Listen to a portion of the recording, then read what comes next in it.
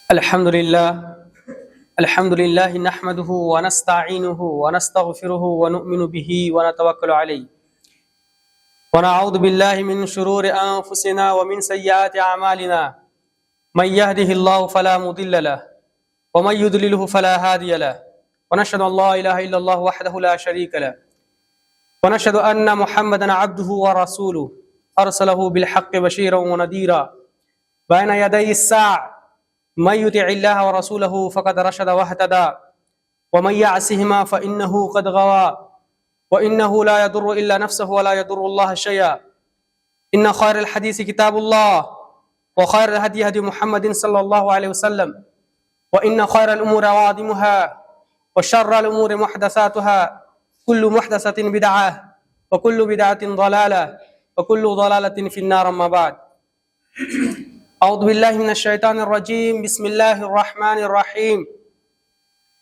وقضى ربك ألا تعبدوا إلا إياه وبالوالدين إحسانا إما يبلغن عندك الكبر أحدهما أو كلاهما فلا تقل لهما أف ولا تنهرهما وقل لهما قولا كريما واخفض لهما جناح الذل من الرحمة وقل رب ارحمهما كما ربياني صغيرا. صدق اللہ العظیم. حاضرین جمعہ اور میرے نوجوان ساتھیوں، تمام در کی تعریف و کبریائی و بڑائی صرف اور صرف اسی ہستی کے لیے ہے جنہوں نے ہمیں اور آپ کو پیدا کیا. وہی ہے جو ہوا چلاتا ہے، پانی برساتا ہے، پیڑ پودے اگاتے ہیں، اور موت و حیات کا مالک بھی وہی ہے. وہ جسے ہدایت دے دے اسے گمراہ کرنے والا کوئی نہیں، اور جسے وہ گمراہ کر دے اسے ہدایت دینے والا بھی کوئی نہیں.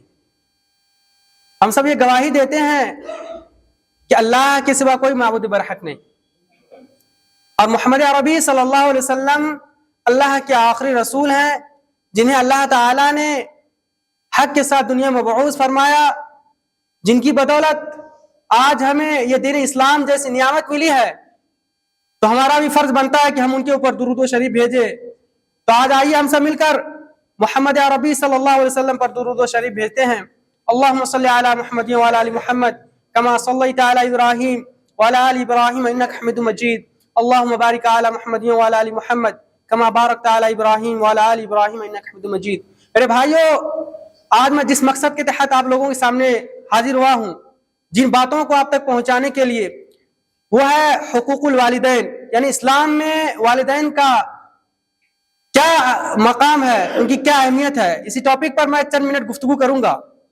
امید کہ آپ حضرات میری باتوں کو بغور سماعت فرما کر قابل عمل باتوں کو اپنے دلوں میں جگہ دیں گے. میرے بھائیوں اور عزیز ساتھیوں، جیسا کہ ابھی میں نے سورہ بنی اسرائیل کی آیت کریمہ کی تلاوت کی ہے، جس کا ترجمہ ہے کہ آپ کے رب نے فیصلہ کر دیا ہے کہ اللہ کے سوا کسی کی عبادت نہ کرنا.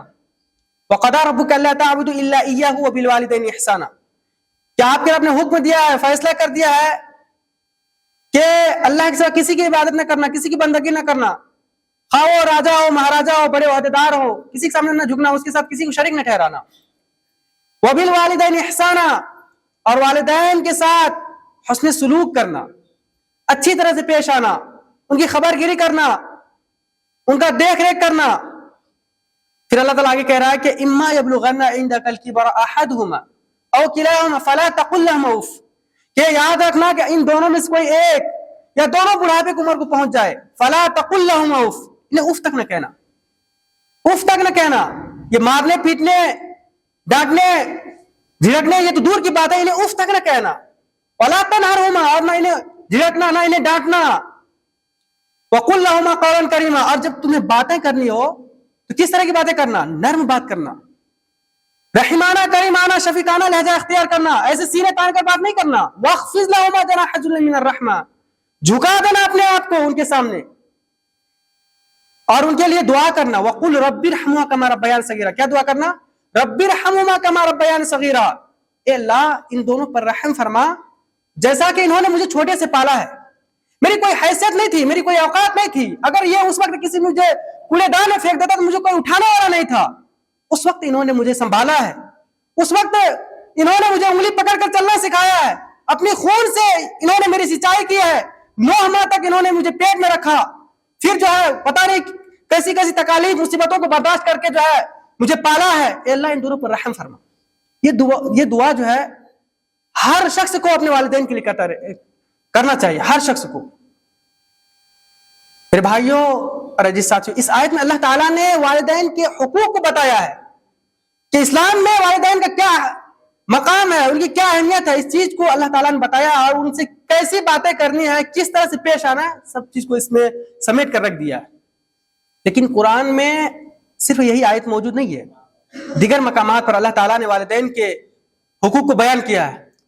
قرآن میں دیکھیے 5 جگہوں پر اللہ تعالیٰ نے اپنے حقوق کے بعد رسول کا حق کا تذکرہ نہیں کرتا ہے، والدین کے حقوق کا تذکرہ کرتا ہے. پہلی جگہ تو یہی ہے، وَقَضَىٰ رَبُّكَ أَلَّا تَعْبُدُوا إِلَّا إِيَّاهُ وَبِالْوَالِدَيْنِ إِحْسَانًا. آپ کے رب نے فیصلہ کر دیا ہے، آپ کو حکم دیا ہے کہ اللہ کے سوا کسی کی عبادت نہ کرنا اور والدین کے ساتھ حسن سلوک کرنا. یہ پہلی جگہ ہے قرآن مجید میں. دوسری جگہ اللہ تعالیٰ کیا فرماتا ہے کہ انشکر لی ولوالدیک، دیکھو میرا بھی شکریہ ادا کرو اور اپنے والدین کا بھی شکریہ ادا کرو. میرا شکریہ اس لیے ادا کرو کیونکہ میں نے تمہیں پیدا کیا ہے، میں نے تمہیں بنایا ہے، اور اپنے والدین کا شکریہ اس لیے ادا کرو کیونکہ انہوں نے تمہاری تربیت کی ہے، تمہاری پرورش کی ہے، تمہیں پالا ہے، تمہارے لیے نہ جانے کیسی کیسی تکالیف کو برداشت کیا ہے، اس لیے ان کا بھی شکریہ ادا کرو. یہ قرآن مجید میں دوسری جگہ ہے. تیسری جگہ اللہ تعالیٰ فرماتا ہے کہ لا تشرک باللہ وبالوالدین احسانا، کہ دیکھو اللہ کے ساتھ کسی کو شریک نہ ٹھہرانا، کسی کو شریک نہ ٹھہرانا. وبالوالدین احسانا، اور والدین کے ساتھ حسن سلوک کرنا، ان کی دیکھ ریکھ کرنا، ان سے اچھی باتیں کرنا. یہ تیسری جگہ ہے.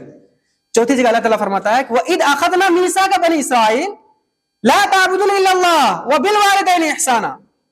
اللہ تعالیٰ کہہ رہا ہے کہ یاد کرو اس وقت کو جب ہم نے بنی اسرائیل سے عہد لیا تھا کہ تم اللہ کے سوا کسی کی بندگی نہ کرنا، کسی کے آگے سجدہ ریز نہ ہونا، کسی کے آگے ماتھا نہ ٹیکنا، کسی کی پرستش نہ کرنا، اور والدین کے ساتھ حسن سلوک کرنا.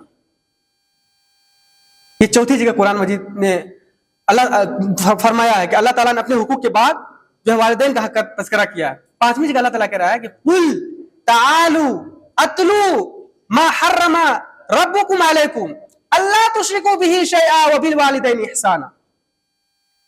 کہہ رہے ہیں کہ اے نبی صلی اللہ علیہ وسلم اعلان کر دیجئے، آپ کہہ دیجئے کہ آؤ میں تمہیں پڑھ کر سناتا ہوں وہ چیزیں جسے تیرے پروردگار نے حرام کر رکھا ہے.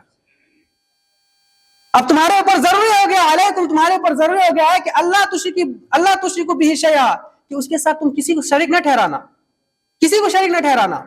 وبالوالدین احسانا، اور اپنے والدین کے ساتھ حسن سلوک کرنا، اچھی طرح سے پیش آنا. میرے بھائیوں اور عزیز ساتھیوں، اگر ہم ان آیات میں غور کرتے ہیں تو ہمیں معلوم ہوتا ہے کہ اللہ کے بعد رسول کا حق نہیں ہے، اللہ کے بعد رسول کا حق نہیں ہے بلکہ والدین کا حق ہے. ہاں یہ الگ بات ہے کہ اطاعت کی بات ہوگی تو اللہ کے بعد رسول کی اطاعت کی جائے گی، کیونکہ اللہ تعالیٰ فرما رہا ہے کہ یا ایھا الذین آمنوا اطیعوا اللہ واطیعوا الرسول، اے ایمان والو اللہ اور اس کے رسول کی اطاعت کرو.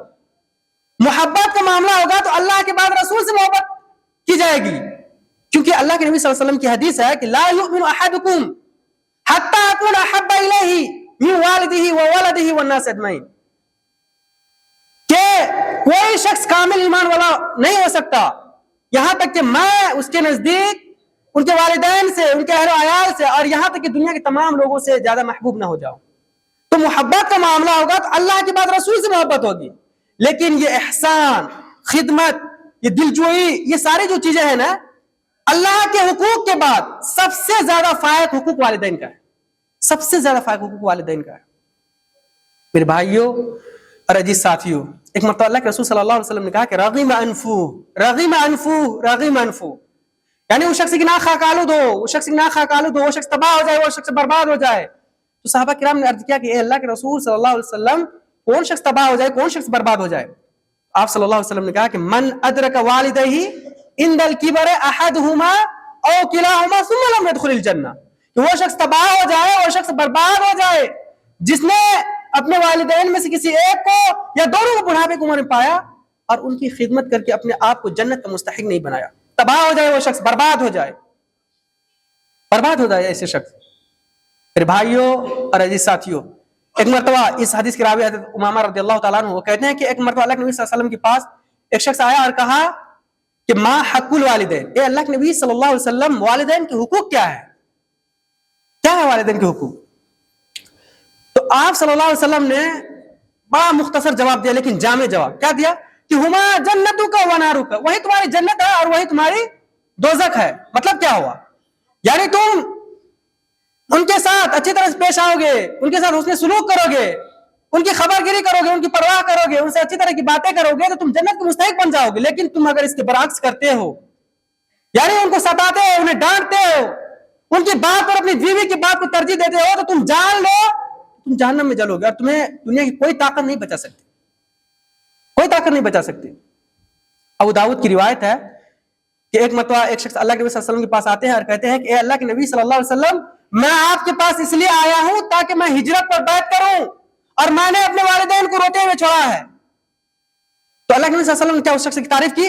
یہ کہا کہ تم نے بڑا اچھا کام کیا ہے دین کے لیے، تو تم نے بڑی قربانی دی؟ یہ کہا نہیں، کہا کیا کہا کہ تم لوٹ جاؤ اپنے والدین کی جانب، لوٹ جاؤ تم اپنے والدین کی جانب اور تم ان کو ہنساؤ اسی طرح جس طرح تم نے انہیں رلایا، ہنساؤ اسی طرح جس طرح تم نے انہیں رلایا ہے۔ میرے بھائیوں اور عزیز ساتھیوں، جب بھی آپ والدین سے بات کریں تو نرم لہجہ اختیار کرے، رحمانہ کریمانہ شفیقانہ لہجہ اختیار کرے، ان سے اچھی باتیں کرے، ان کی فرما برداری کرے اور ان کے لیے ہمیشہ یہ دعا کرے رب ارحمہما کما ربیانی صغیرا، اے اللہ ان دونوں پر رحم فرما جیسا کہ انہوں نے مجھے چھوٹے سے پالا ہے۔ یہ دعا ہمیشہ ہر شخص کو اپنے والدین کے لیے کرتا رہنا چاہیے۔ اسی طرح ابو یعلا کی روایت ہے کہ ایک شخص اللہ کے نبی صلی اللہ علیہ وسلم کے پاس آتے ہیں اور کہتے ہیں کہ اے اللہ کے نبی صلی اللہ علیہ وسلم، میں بھی راہ خدا میں جہاد کرنے کی خواہش رکھتا ہوں لیکن استطاعت نہیں رکھتا، قدرت نہیں رکھتا۔ آپ صلی اللہ علیہ وسلم نے کہا کہ تمہارے والدین میں سے کوئی زندہ ہے؟ تو انہوں نے کہا میری بوڑھی ماں زندہ ہے۔ تو آپ صلی اللہ علیہ وسلم نے کہا کہ والدین کے ساتھ حسن سلوک میں اللہ کو پانے کی کوشش کرو، اگر تم ایسا کرتے ہو تو تم حاجی بھی ہو، عمرہ کرنے والے بھی ہو اور تم مجاہد بھی ہو، تم مجاہد بھی ہو۔ میرے بھائیوں اور عزیز ساتھیوں، غور کرنے کا مقام ہے کہ والدین کی خدمت گزاری مجاہد جو ایک اسلام میں ایک بڑا درجہ ہے اس درجے تک کو پہنچا دیتا ہے۔ اور جو لوگ اپنے والدین کے ساتھ بدتمیزی سے پیش آتے ہیں، انہیں ستاتے ہیں، انہیں ڈانٹتے رہتے ہیں، ان کی بات پر اپنی بیوی کی بات کو ترجیح دیتے ہیں، تو وہ جان لے کہ ان کے اوپر اللہ کے رسول کی لعنت ہے، فرشتے کی بھی لعنت ہے ان کے اوپر۔ اللہ کے نبی صلی اللہ علیہ وسلم نے ایک مرتبہ صحابہ کو حکم دیا کہ وہ سب منبر کے پاس جمع ہو جائے۔ جب تمام صحابہ منبر کے پاس جمع ہو گئے تو اللہ کے نبی صلی اللہ علیہ وسلم نے جب پہلی سیڑھی پر قدم رکھا تو کہا آمین، جب دوسری سیڑھی پر قدم رکھا تو کہا آمین، جب تیسری سیڑھی پر قدم رکھا تو کہا آمین۔ صحابہ کرام کو بڑی حیرت ہوئی، بڑا تعجب ہوا، کیونکہ اس طرح کی باتیں وہ آپ صلی اللہ علیہ وسلم کی زبان مبارک سے نہیں سنی تھی، یہ بات ان کے لیے بالکل نہیں تھی۔ تو جب اللہ کے نبی صلی اللہ علیہ وسلم خطبہ سے فارغ ہو گئے تو صحابہ نے گھیر لیا اور کہا کہ اے اللہ کے نبی صلی اللہ علیہ وسلم، آج ہم نے آپ کی زبان مبارک سے عجیب و غریب باتیں سنی ہیں، کیا بات ہے؟ تو اللہ کے نبی صلی اللہ علیہ وسلم نے کہا کہ دراصل دیکھو، میرے پاس حضرت جبرائیل علیہ السلام آئے ہوئے تھے اور جب میں نے پہلی سیڑھی پر قدم رکھا تو انہوں نے کہا کہ وہ شخص ہلاک ہو جائے، وہ شخص تباہ ہو جائے، وہ شخص برباد ہو جائے، وہ شخص اللہ کی رحمت سے دور ہو جائے، اس شخص پر اللہ کی لعنت ہو جس نے رمضان المبارک کا مہینہ پایا اور اپنی مغفرت نہ کروا سکا۔ تو اس پر میں نے آمین کہا۔ جب میں نے دوسری سیڑھی پر قدم رکھا تو حضرت جبرائیل علیہ السلام نے کہا کہ وہ شخص بھی تباہ ہو جائے، وہ شخص بھی برباد ہو جائے، وہ شخص بھی اللہ کی رحمت سے دور ہو جائے کہ جب آپ کا نام مبارک آئے اور آپ پر درود نہ بھیجے صلی اللہ علیہ وسلم، وہ شخص بھی تباہ ہو جائے۔ تو اللہ کے نبی صلی اللہ علیہ وسلم کہتے ہیں کہ اس پر بھی میں نے آمین کہا۔ جب میں نے تیسری سیڑھی پر قدم رکھا تو حضرت جبرائیل علیہ السلام نے کہا کہ وہ شخص بھی تباہ ہو جائے، وہ شخص بھی برباد ہو جائے، وہ شخص بھی اللہ کی رحمت سے دور ہو جائے جس نے اپنے والدین میں سے کسی ایک کو یا دونوں کو بڑھاپے کی عمر میں پایا اور ان کی خدمت کر کے اپنے آپ کو جنت کا مستحق نہیں بنایا، تباہ ہو جائے، وہ شخص برباد ہو جائے، اس شخص پر اللہ کی لعنت ہو۔ تو اللہ کے نبی صلی اللہ علیہ وسلم کہتے ہیں کہ میں اس پر بھی میں نے آمین کہا، اس پر بھی میں نے آمین کہا۔ میرے بھائیو، غور کرنے کا مقام ہے کہ حضرت جبرائیل علیہ السلام نے ایسے لوگوں کو بددعا دی ہے جو لوگ اپنے والدین کے ساتھ نافرمانی کرتے ہیں، انہیں ستاتے ہیں، انہیں ڈانٹتے رہتے ہیں اور اس پر اللہ کے نبی صلی اللہ علیہ وسلم نے تائید کی ہے. تو سوچ سکتے ہیں کہ ایسے شخص کا کیا حشر ہوگا. میرے بھائیوں اور عزیز ساتھیوں، ایک مرتبہ ایک شخص اللہ کے نبی صلی اللہ علیہ وسلم کے پاس آتے ہیں اور کہتے ہیں کہ اے اللہ کے نبی صلی اللہ علیہ وسلم، من احق بحسن صحابتی، اے اللہ کے نبی صلی اللہ علیہ وسلم، میرے حسن سلوک کا سب سے زیادہ مستحق کون ہے؟ میرے حسن سلوک کا سب سے زیادہ مستحق کون ہے؟ تو آپ صلی اللہ علیہ وسلم نے کہا امو کا، تمہاری ماں.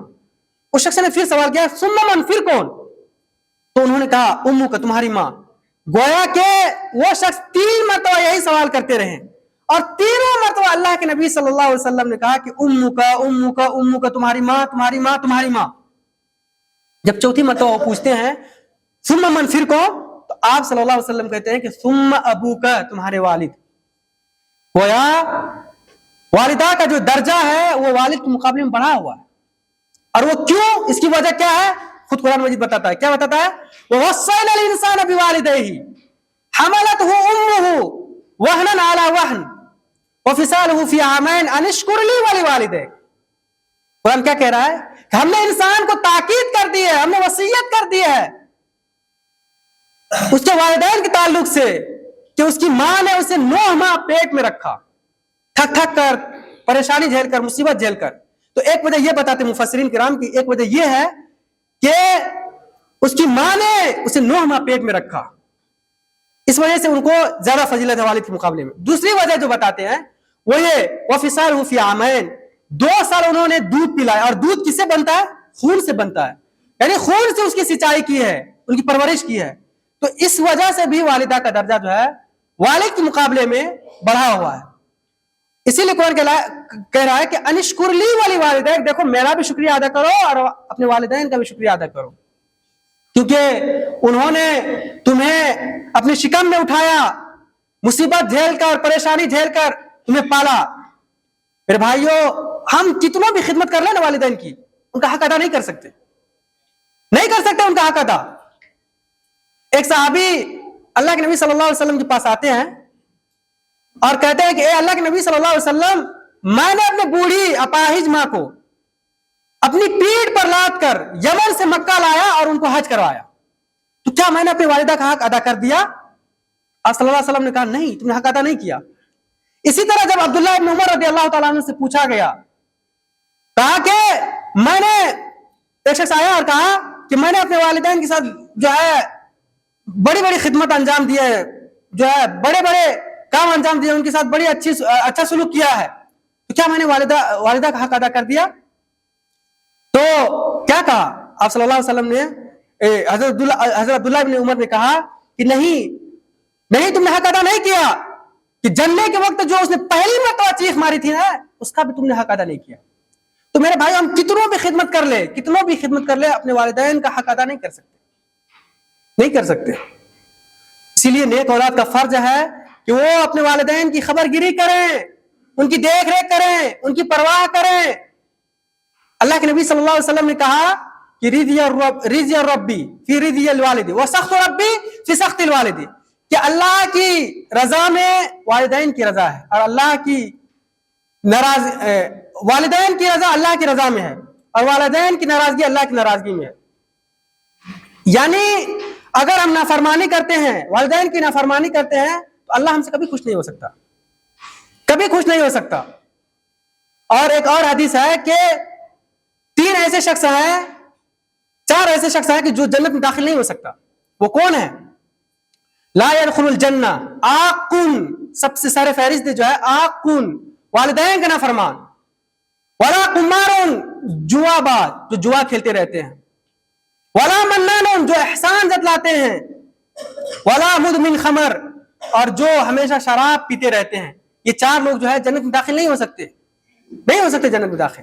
میرے بھائیوں اور عزیز ساتھیوں، جو لوگ یہ سمجھتے ہیں کہ والدین کی خدمت گزاری جو ہے صرف دنیا ہی میں، آخرت ہی میں اجر و ثواب کا جو ہے ذریعہ ہے، تو یہ ایسا بالکل نہیں ہے، بلکہ دنیا میں بھی رحمت الہی کا سبب ہے. دنیا میں بڑی بڑی آفتیں، بڑی بڑی مصیبتوں سے انسان کو چھٹکارا ملتا ہے. جیسا کہ بخاری مسلم کی حدیث ہے، متفق علیہ حدیث ہے کہ اللہ کے نبی صلی اللہ علیہ وسلم نے 3 آدمیوں کا واقعہ بیان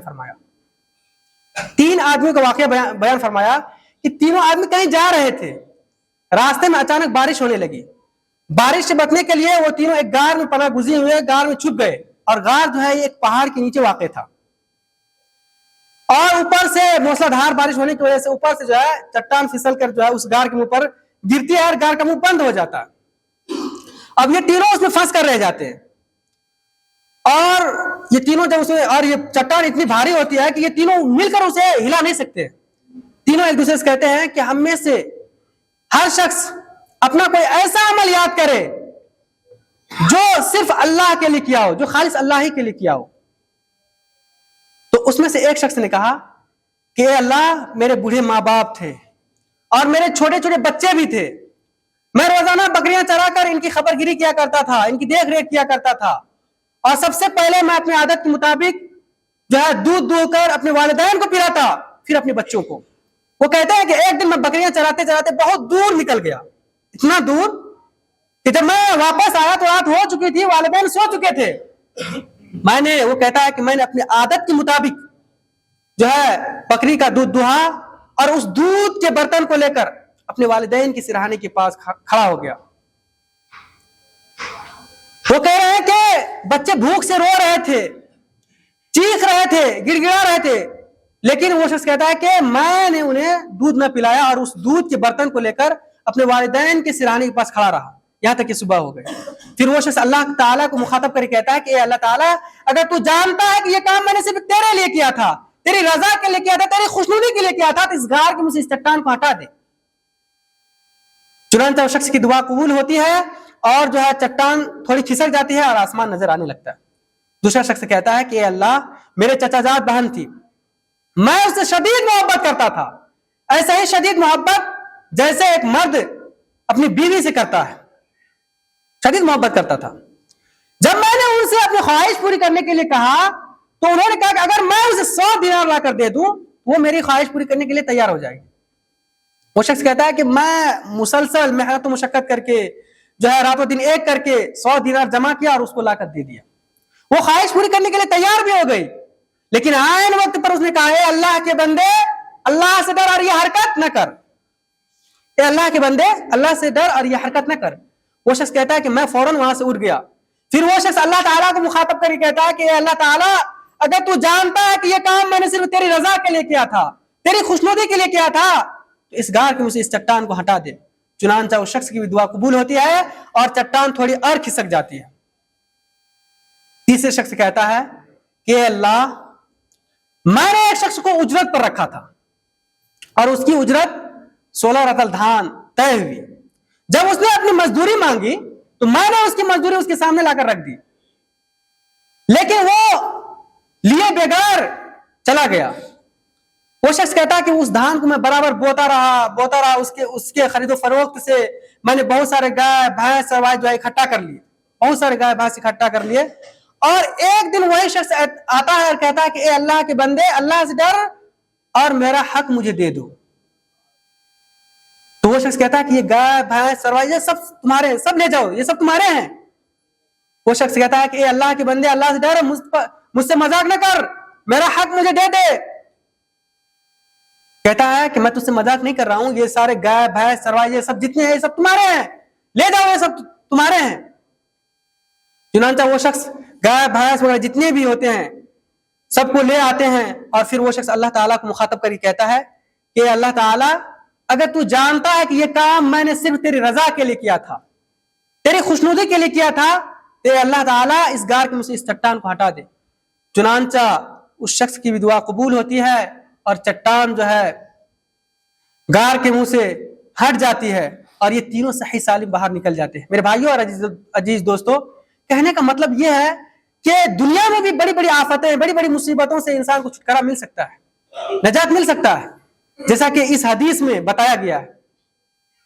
تو اپنے والدین کے ساتھ ہمیشہ آپ نرم بات کریں, ان کے لیے ہمیشہ جو ہے دعا کریں, اور ان کی بات پر اپنی بیوی کی بات کو ترجیح نہ دے, ہے نا, اپنی بیوی کی بات کو جو ہے ترجیح نہ دے, بلکہ ان کی کہا مانے, ان کی فرما برداری کرے, ان کی خبر گیری کرے.